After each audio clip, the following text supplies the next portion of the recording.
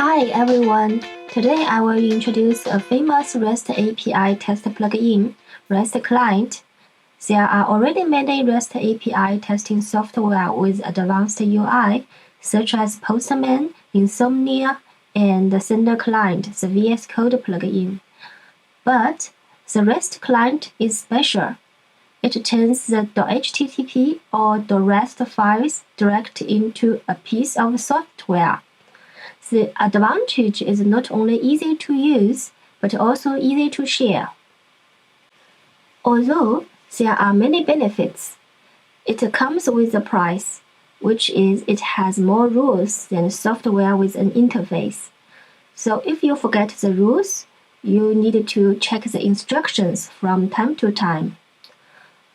Although there are a lot of video introductions about REST Client, most of them are too brief, so I decided to give a more in-depth video explanation.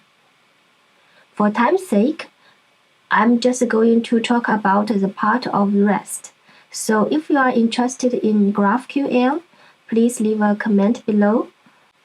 First of all, I want to thank this author, the Chinese guy who created the masterpiece. Good. Let's start now.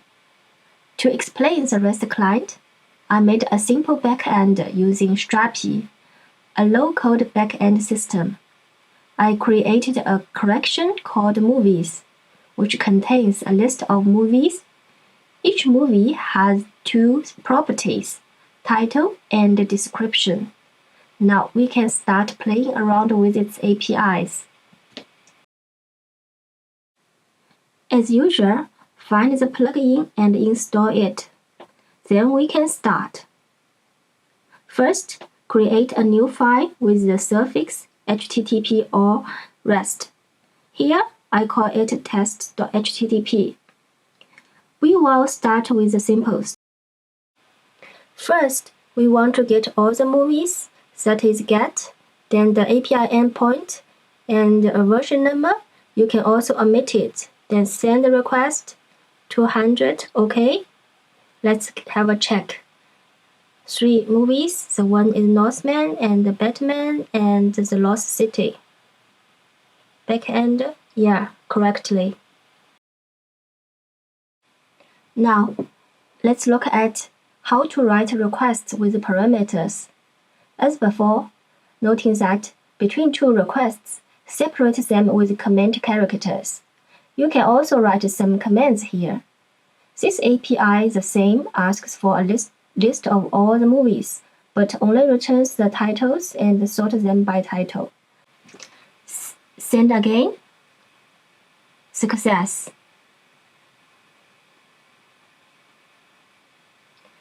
Although it is okay to written in this way, it's better to write them in separate lines. The question mark and the ampersand will be automatically recognized as the start of a line.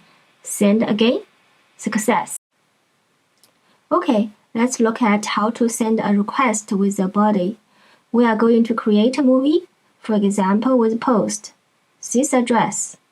At the second line, specify the form of the content.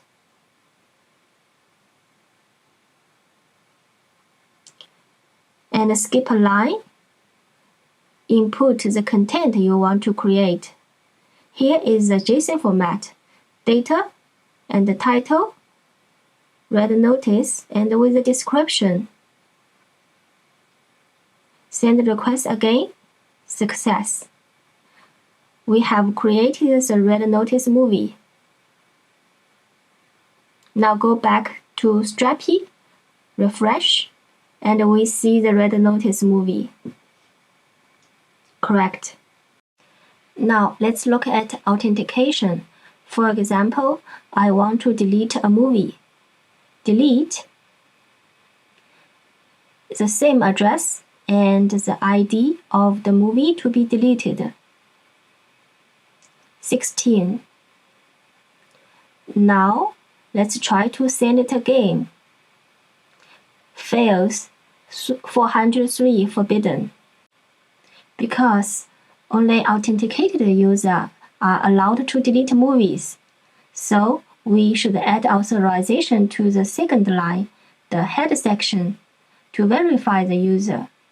If we are using bear token, then bear and a JVT token. Send it again. 200, okay, success. Let's go back to Strapi. Refresh. The red notice movie is gone. Next, we will look at a very important concept, variables, which is a great help for lazy people. Let's start with the file variables, which scope exists only within this file. We put all the same root addresses in one variable called host. We write it in this way. Notice that all variables start with @ and that no matter where you define this variable, it can be referenced by any request within this file. Now, replace all the localhost 1337 with host. Then mouse over it. You can check its value. Isn't that amazing?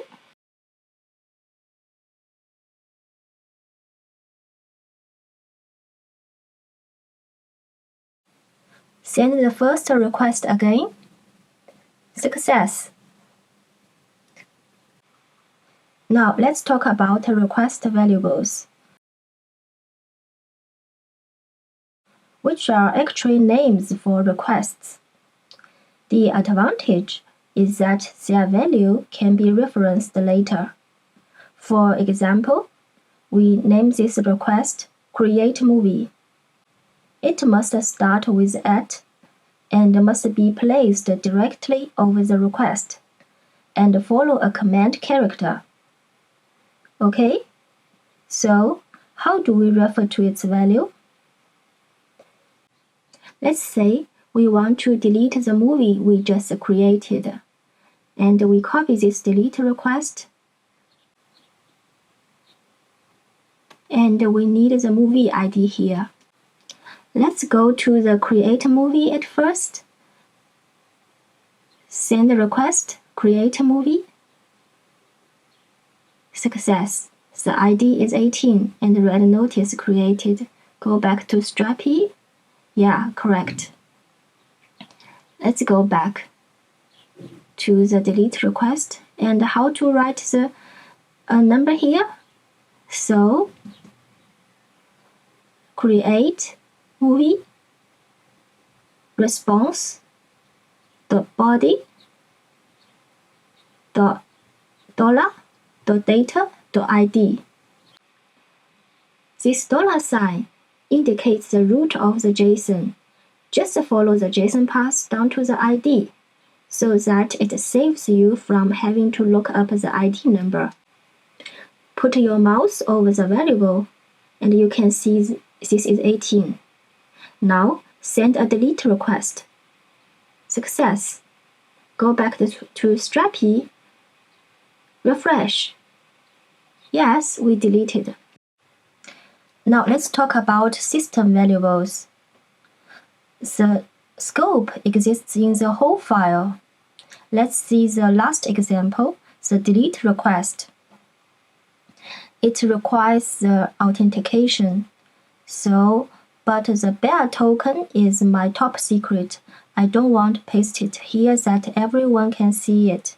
So I save it in the .env file and call it my secret. And go back to the delete request and delete the token. And now I write .env my secret. Okay. Then let's go back to create a movie again. Send the request. Okay, success. The movie 20 is created. Let's go back to Strapi. Refresh. Movie 20 created. Go back to the delete request. Try it. Success. Movie 20 will be deleted. Go to the Strapi. Refresh. The movie 20 disappeared. Actually, apart from the .inf, there are several other useful system variables, such as random numbers, data times, etc.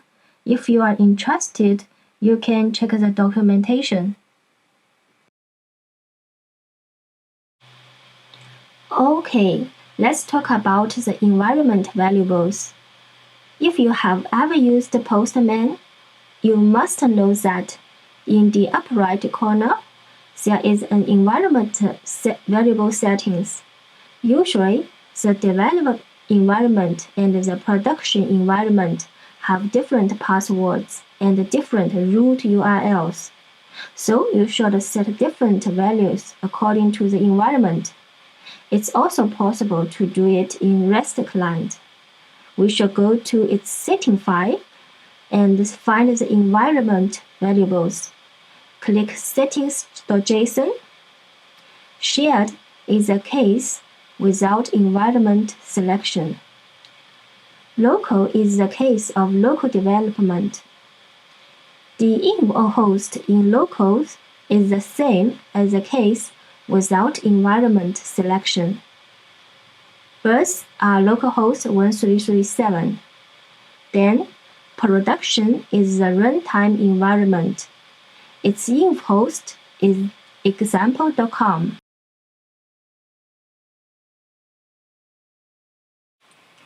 Okay, go back to the HTTP file, and at the bottom right corner, we see the environment selection. We select no environment, and then here we change the host to env host. Put the mouse on it, you see localhost 1337. And then here we can change it to local. Take a look, it's also localhost 1337. And change it to production. We will see it becomes example.com. For more specific settings, please check the instructions.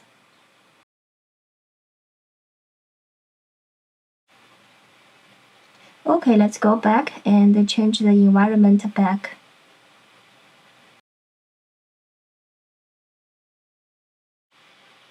Okay, let's move on to the file uploads. Go to Strapi. It has a media library with a function for uploading images. And we will use Postman to demonstrate this function. This is my upload endpoint. And in the body, select form data. In keys, input files. That's the key name. And don't forget select the file format as file. Now you can select the image. For example, I prefer this cat. Open it.